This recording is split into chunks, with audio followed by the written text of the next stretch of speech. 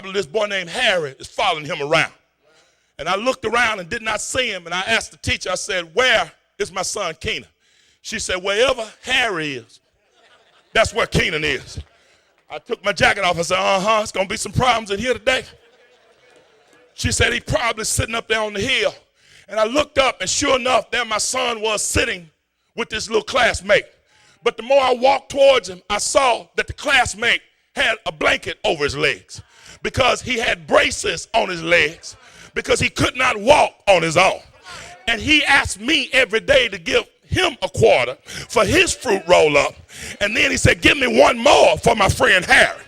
And here's what he did. I said, why is it that you get some for Harry every day? He said, because Harry can't get it for himself. He said, and I hang out with Harry because Harry can't help himself. But I'm going to help Harry with everything he got.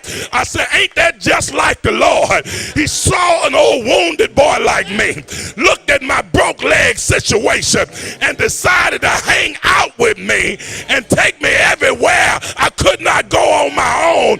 You need friends who will stick with you even when other folk know what's happening to you. I gotta go watch the text. These friends showed up. They got this man. But here's what they do. They said, we can't get through. Won't nobody let us in. So here's what we're gonna do. They went up to the rooftop. Now you understand that here's a man that it took at least 4 men to carry. Now you understand getting him up on the rooftop is not the easiest thing to do. As I last looked at the situation when I was in the region, even though the roofs are flat, they are higher than usual. You have to go up on one rooftop to go to another rooftop to find the ultimate rooftop to get to the house that you're trying to let somebody in. I studied this and I said, why would these men go through all of that? Touch somebody and tell them, you're worth it to me. Because I'll stick with you and go through whatever I got to go through to get you where we got to get to. I know that ain't shouting news for somebody, but I need about 5 of y'all to just look at somebody and tell them you worth it to me. I don't care what we got to go through, and every now and then you need to tell them, I don't want nothing from you. I didn't come to take anything from you. I came to help get you in the presence of the King, and whatever it takes to get me and you both there, we're going to do whatever we got to do. Here these men are, and they go and become creative about how to get this man through. I like this because this is the element where I call this good black church right here. Which I'm preaching because black folk know how to be creative when it comes to helping folk be delivered. We didn't have breakfast one Saturday morning. We didn't have no meat for breakfast. But Miss Betty Lewis, next door to us, she said, you got any eggs? Mama said, yeah. She said, you got any light bread? She said, yeah. She said, you got any sugar? Mama said, yeah. She said, you got any cinnamon? Mama said, yeah. She said, you got any syrup? Mama said, yeah. She said, baby, you got breakfast? She said, tell the children to sit down. We about to make French toast. She started mixing up stuff. She dipped the bread over in the batter, laid it out there. Bread swelled up thicker than 2 fingers. Cut it, poured a little syrup over it.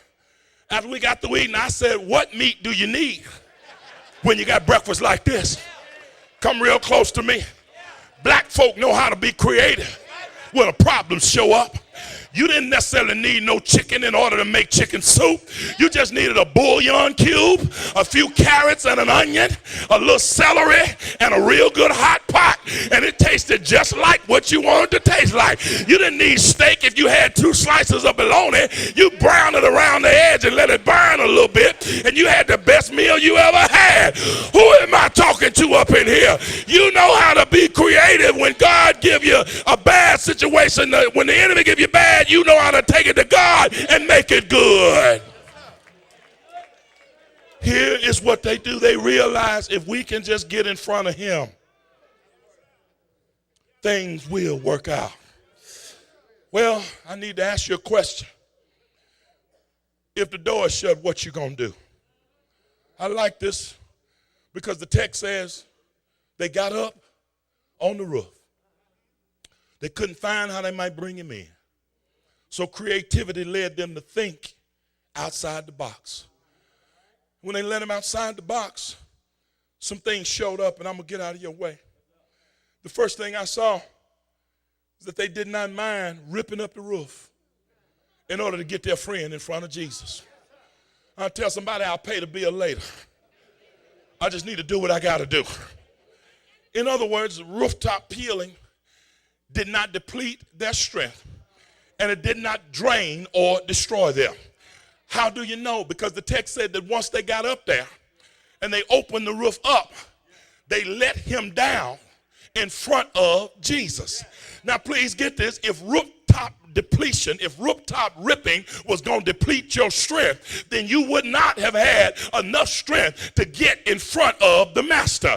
I wish I had somebody in here, because you think the little work that you're going through is taking all of your strength away from you, but you better tell God thank you for the strength you got left. After all of this walking, after all of this climbing, after all of this ripping on the rooftop, I still got strength to get in front of Jesus. After all of this toiling, after all of this going, after all of these years of doors being shut in my face, I still got strength to get in front of Jesus. Who in here can tell God thank you that you still got strength left after your journey? Tell somebody, I don't feel no ways tired. I like this because rooftop ripping reveals something about you. Here's what rooftop ripping reveals about you. First of all, it reveals you have caring and compassion to care about somebody else's situation. Your rooftop peeling does not deplete you or drain you of your strength, but your rooftop was there to reveal who you really were. See, sometimes you think that the door was closed in order to keep you out. But I believe the door was closed so God could show who you are and what you're made out of. Anybody know what I'm talking about in here? You ever had somebody close a door in your face and you kept on showing up? Somebody closed a door in your face, but you showed up anyway. Somebody didn't give you the appointment or the job or the promotion that you wanted, but you kept coming back anyway. And not only did you keep coming back, you came back with a good attitude. You had some glide in your stride and some dip in your hip, and you had the right attitude, and you didn't let nobody mess with you. You had to cry in the parking lot, but by the time you walked in the door, your head was held up high. Tell somebody, it wasn't what they did to me on the job. It's the word I got on Sunday morning. The Bible said when they got to the temple, he preached the word to them. And tell somebody, you ain't gonna make it without the word, so you better get the word so you can keep on going. I like this because here's what I see. These guys still had enough strength to keep going in this situation. It reveals what you're made out of. It reveals not only that you care, but it also reveals that you got courage. I like this because it takes courage to rip up somebody's rooftop. It takes courage to work for what you want and not know what kind of return you're going to get. It takes courage to show that you are a compassionate person and you're willing to go the extra mile. It takes courage for you to keep coming back when other folk already know your story. It takes courage when people have seen your public display, but yet they don't know how you're going to react to the public narrative that's going on about your life. It takes courage to keep on going when everybody is aware of what's going on behind the scene. It takes courage to keep showing up in church when everybody done read your story. But not only does it reveal your courage, it reveals your creativity. It reveals your caring. But finally, it reveals your calling.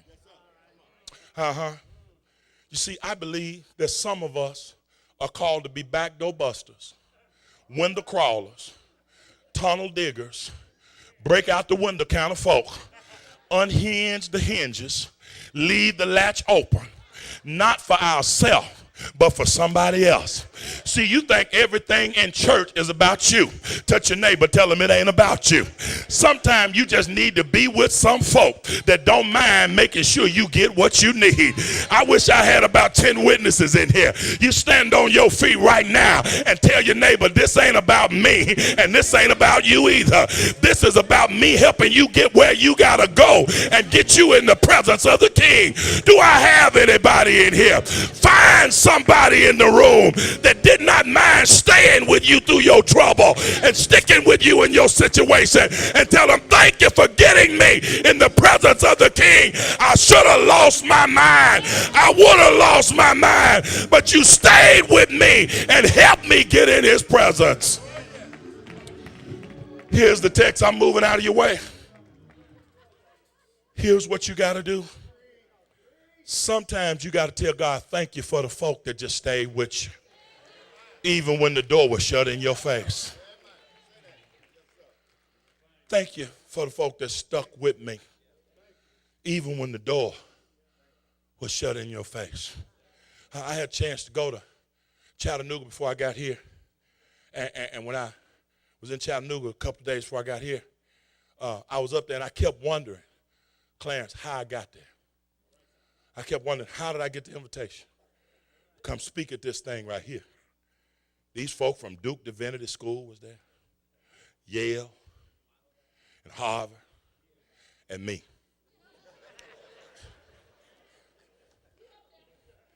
I said, that's pretty cool.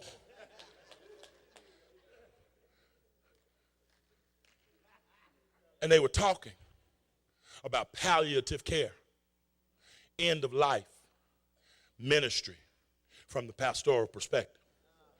All of them had written books about the subject. I ain't even got but a 2-page paper, and I'm the keynote speaker. But it was on the second day that the coordinator secretary showed up, and I looked at her as she walked through the room. I said, I know that girl right there. And I said, that's a member of the First Baptist Church. And she now works at University of Tennessee, Chattanooga. And so I asked her, well, how long you been here? She said, you know, I came here 2 years ago. And when they were putting this conference together, they asked me for people who I thought would be good at talking about this subject. I said, and you gave them my name? She said, yeah, we talking about end of life care. And all I remember is I couldn't be with my mama every day, but every day you were with her. She said, these people have written books about it, but you showed me what it looked like. Good evening, goodbye, may the Lord bless you real good. Can I find about 2 or 3 witnesses in here? Come on, stand on your feet right now. Grab somebody's hand and tell them, just hang out with me. Just stay with me till things get better in my life. And then if there's somebody in the room that hung out with you and stayed with you, go find them right now. Take them by the hand and tell them, thank you for staying with me, for hanging out with me, even when doors were closed in my face. Thank you for being the God person in my life. Can I help you in here? Make your way to this altar as we pray. So what? The door was shut. So what? So what? It was the community of faith that hung out with you while the door was shut that you ought to be celebrating right now.